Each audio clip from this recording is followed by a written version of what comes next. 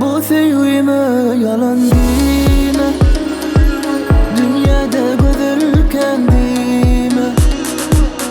Yürekten sevmeyen deme, sen bol ya başka bana gerek değil.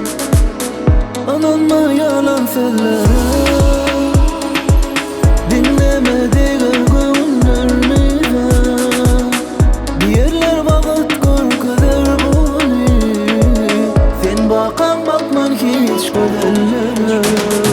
Odan sen kim dedi de odan odan, men gözüm bilen aydın odan, men için güller odan.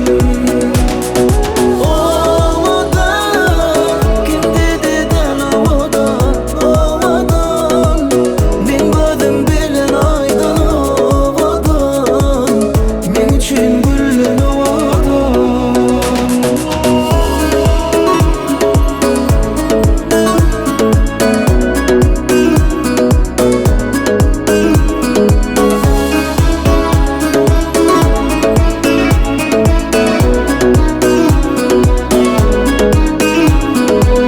Gel bana uzat ellerimi, geçelim sevgi yollarını. Başkadan bak gözlemeli, sen bol ya başka bana gerekten. Görsem seni dem ağlasın gel ya, yanımda bolsan yaşasın gel ya.